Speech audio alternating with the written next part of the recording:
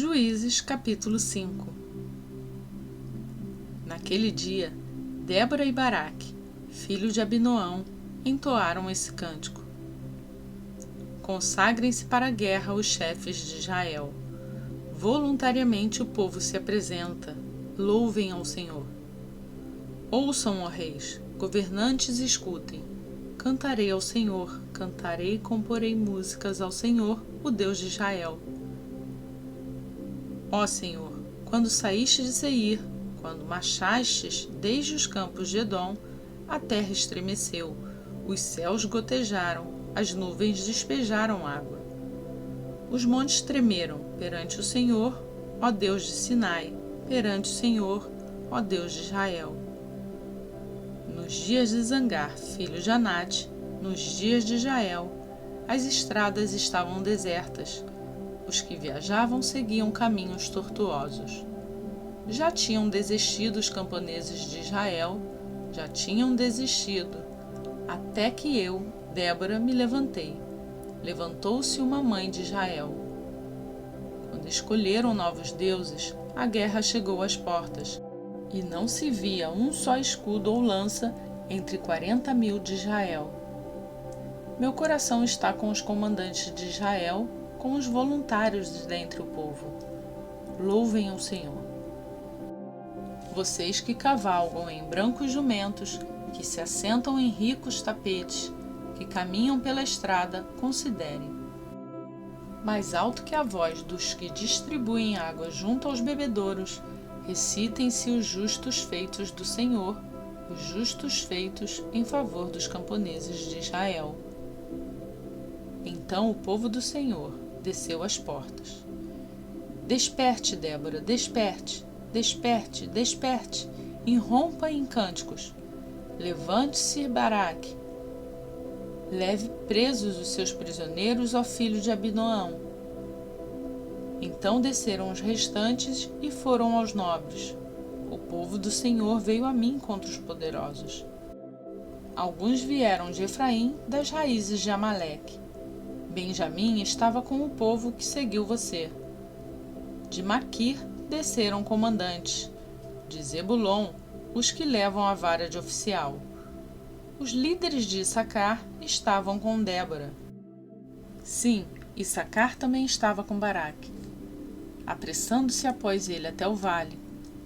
Nas divisões de Ruben houve muita inquietação, porque vocês permaneceram entre as fogueiras ao ouvir o balido dos rebanhos. Nas divisões de Ruben houve muita indecisão. Gileade permaneceu do outro lado do Jordão, e Dan, porque se deteve junto aos navios. Azer permaneceu no litoral e em suas enseadas ficou. O povo de Zebulon arriscou a vida, como o fez Naftali nas altas regiões do campo. Vieram reis e lutaram. Os reis de Canaã lutaram em Taanaque, junto às águas de Megido. Mas não levaram prata alguma, despojo algum. Desde o céu lutaram as estrelas, desde as suas órbitas lutaram contra Cícera. O rio Quizon os levou. O antigo rio, o rio Quizon. Avante, minha alma, seja forte. Os cascos dos cavalos faziam tremer o chão. Galopavam, galopavam seus poderosos cavalos. Amaldiçoem Meróis, disse o anjo do Senhor. Amaldiçoem seu povo, pois não vieram ajudar o Senhor contra os poderosos. Que Jael seja a mais bendita das mulheres. Jael, mulher de Éber, o queneu. Seja ela bendita entre as mulheres que habitam as tendas.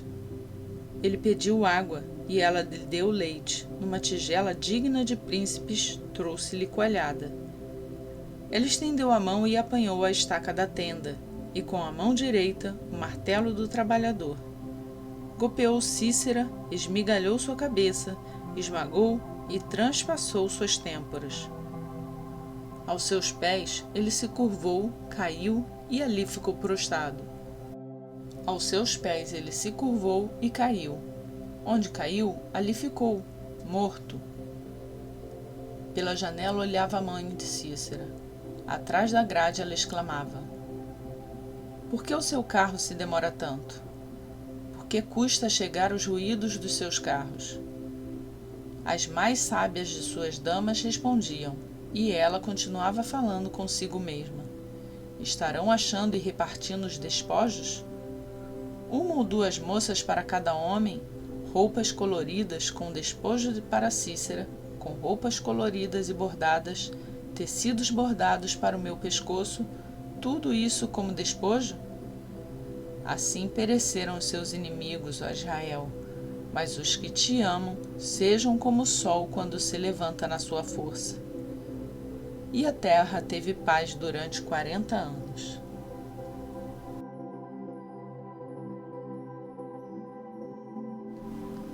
Juízes, capítulo 6. De novo, os israelitas fizeram o que o Senhor reprova, e durante 7 anos ele os entregou nas mãos dos midianitas. Os midianitas dominaram Israel. Por isso, os israelitas fizeram para si esconderijos nas montanhas, nas cavernas e nas fortalezas. Sempre que os israelitas faziam as suas plantações, os midianitas, os amalequitas e outros povos da região a leste deles a invadiam. Acampavam na terra e destruíam as plantações ao longo de todo o caminho até Gaza e não deixavam nada vivo em Israel, nem ovelhas, nem gado, nem jumentos.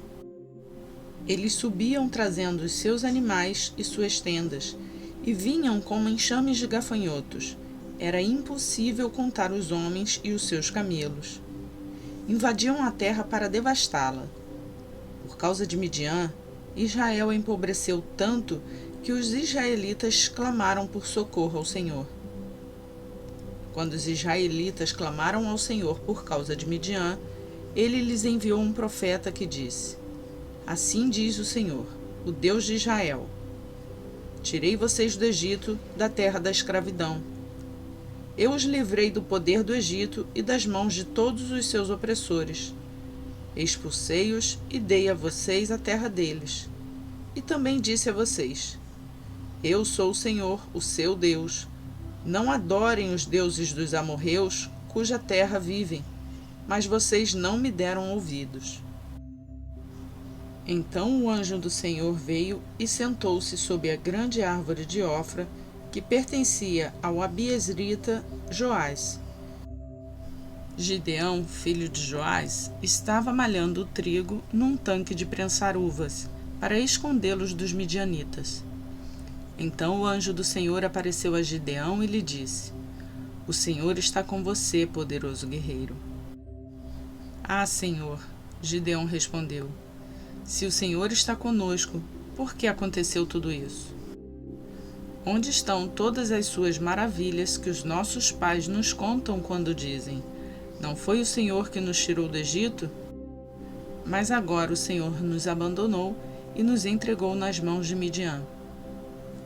O Senhor se voltou para ele e disse: com a força que você tem, vá libertar Israel das mãos de Midian.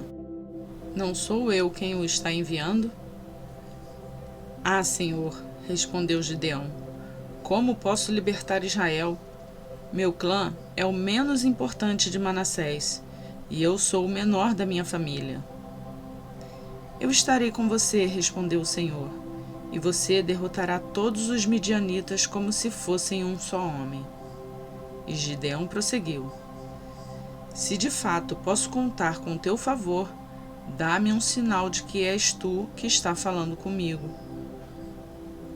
Peço-te que não vás embora até que eu volte e traga minha oferta e a coloque diante de ti. E o Senhor respondeu: esperarei até você voltar. Gideão foi para casa, preparou um cabrito e com uma arroba de farinha fez pães sem fermento. Pôs a carne num cesto e o caldo numa panela. Trouxe-os para fora e ofereceu-os a ele sob a grande árvore. E o anjo de Deus lhe disse: apanhe a carne e os pães sem fermento, ponha-os sobre a rocha e derrame o caldo. Gideão assim o fez. Com a ponta do cajado que estava em sua mão, o anjo do Senhor tocou a carne e os pães sem fermento. fogo subiu da rocha, consumindo a carne e os pães, e o anjo do Senhor desapareceu. Quando Gideão viu que era um anjo, exclamou: Ah, Senhor soberano! Vi o anjo do Senhor face a face. Disse-lhe, porém, o Senhor: Paz seja com você. Não tenha medo, você não morrerá. Gideão construiu ali um altar em honra ao Senhor e lhe deu este nome: O Senhor é paz. Até hoje o altar está em Ofra do Abiezritas. Naquela mesma noite, o Senhor lhe disse: Separe o segundo novilho do rebanho de seu pai, aquele de 7 anos de idade. Despedace o altar de Baal que pertence a seu pai, e corte o poste sagrado de Azerá que está ao lado do altar. Depois, faça um altar para o Senhor, o seu Deus, no topo desta elevação. Ofereça o segundo novilho em holocausto com a madeira do poste sagrado que você irá cortar. Assim Gideão chamou 10 dos seus servos e fez como o Senhor lhe ordenara. Mas com medo da sua família e dos homens da cidade, fez tudo de noite e não de dia. De manhã, quando os homens da cidade se levantaram, lá estava demolido o altar de Baal, com o poste sagrado ao seu lado cortado e com o segundo novilho sacrificado no altar recém-construído. Perguntaram uns aos outros: Quem fez isso? Depois de investigar, concluíram: Foi Gideão, filho de Joás. Os homens da cidade disseram a Joás: Traga seu filho para fora. Ele deve morrer, pois derrubou o altar de Baal e quebrou o poste sagrado que fica ao seu lado. Joás, porém, respondeu à multidão hostil que o cercava: Vocês vão defender a causa de Baal? Estão tentando salvá-lo? Quem lutar por ele será morto pela manhã. Se Baal fosse um deus, poderia defender-se quando derrubaram o seu altar. Por isso, naquele dia chamaram Gideão de Jerubaal, dizendo: Que Baal dispute com ele, pois derrubou o seu altar. Nesse meio tempo, todos os midianitas, amalequitas e outros povos que vinham do leste uniram seus exércitos, atravessaram o Jordão e acamparam no vale de Jezreel. Então, o Espírito do Senhor apoderou-se de Gideão, e ele, com toque de trombeta, convocou as bezeritas para segui-lo. Enviou mensageiros a todo Manassés, chamando-os às armas, e também a Aser, a Zebulon e a Naftali, que também subiram ao seu encontro. E Gideão disse a Deus: Quero saber se vais libertar Israel por meu intermédio, como prometeste. Vê, colocarei uma porção de lã na eira. Se o orvalho molhar apenas a lã e todo o chão estiver seco, saberei que tu libertarás Israel por meu intermédio, como prometeste. E assim aconteceu. Gideão levantou-se bem cedo no dia seguinte, torceu a lã e encheu uma tigela de água do orvalho. Disse ainda Gideão a Deus: Não se acenda a tua ira contra mim. Deixa-me fazer só mais um pedido. Permita-me fazer mais um teste com a lã. Desta vez, faze ficar seca a lã e o chão coberto de orvalho. E Deus assim fez naquela noite. Somente a lã estava seca, o chão estava todo coberto de orvalho.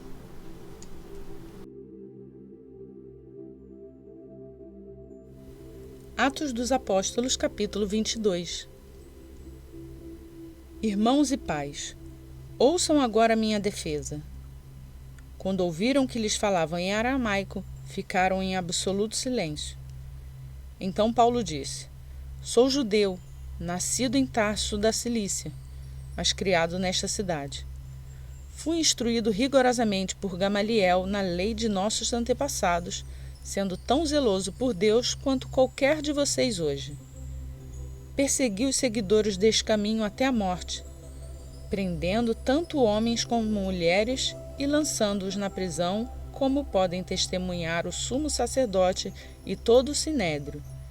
Deles cheguei a obter cartas para seus irmãos em Damasco, e fui até lá a fim de trazer essas pessoas a Jerusalém como prisioneiras para serem punidas.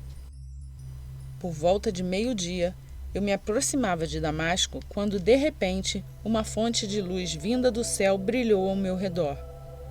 Caí por terra e ouvi uma voz que me dizia: Saulo, Saulo, por que você está me perseguindo? Então perguntei: Quem és tu, Senhor? E ele respondeu: Eu sou Jesus, o Nazareno a quem você persegue. Os que me acompanhavam viram a luz, mas não entenderam a voz daquele que falava comigo. Assim perguntei: Que devo fazer, Senhor? Disse o Senhor: Levante-se, entre em Damasco, onde lhe será dito o que você deve fazer. Os que estavam comigo me levaram pela mão até Damasco, porque o resplendor da luz me deixara cego. Um homem chamado Ananias, fiel seguidor da lei e muito respeitado por todos os judeus que ali viviam, veio ver-me e, pondo-se junto a mim, disse: Irmão Saulo, recupere a visão. Naquele mesmo instante, pude vê-lo.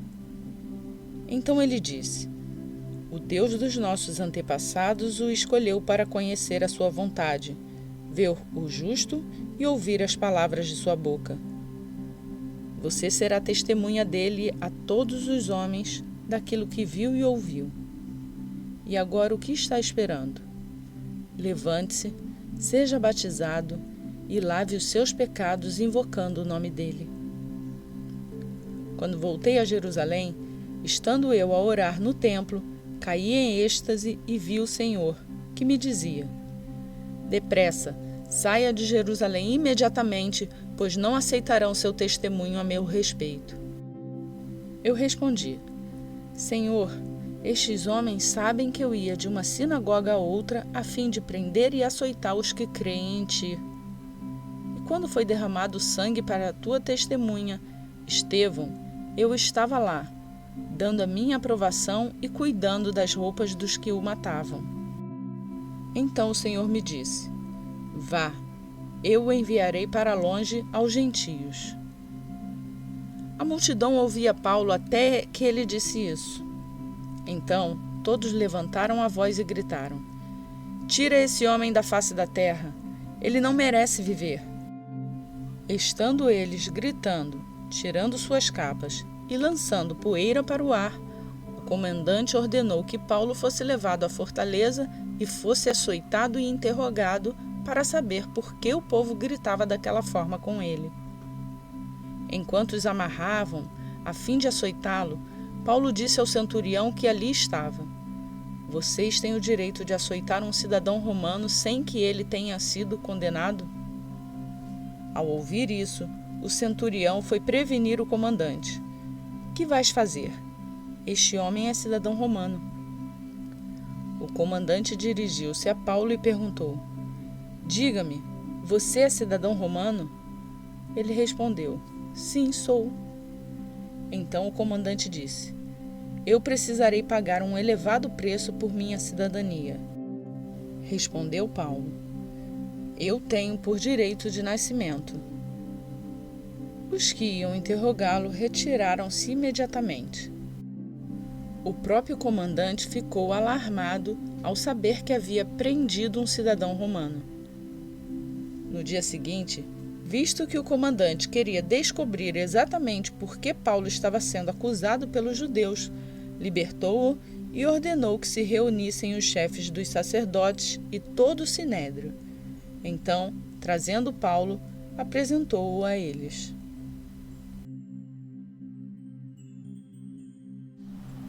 E hoje concluímos a leitura do dia 111 do nosso plano de leitura bíblica. Obrigada por nos acompanhar nessa leitura e para nos ajudar a divulgar o canal, basta deixar o seu like no vídeo. Você também pode incentivar outras pessoas a ler as Escrituras e conhecer mais da Palavra de Deus, compartilhando este vídeo com elas. Para você que é novo aqui no canal, se inscreva e ative o sininho para ser notificado diariamente quando um novo vídeo for postado. Faça o download do plano de leitura bíblica no link que está na descrição desse vídeo. Lá também tem os links para você se inscrever em nossas redes sociais do Instagram e Facebook. Por hoje eu fico por aqui, na certeza de que Deus já abençoou o seu dia. Até amanhã, se assim Ele nos permitir.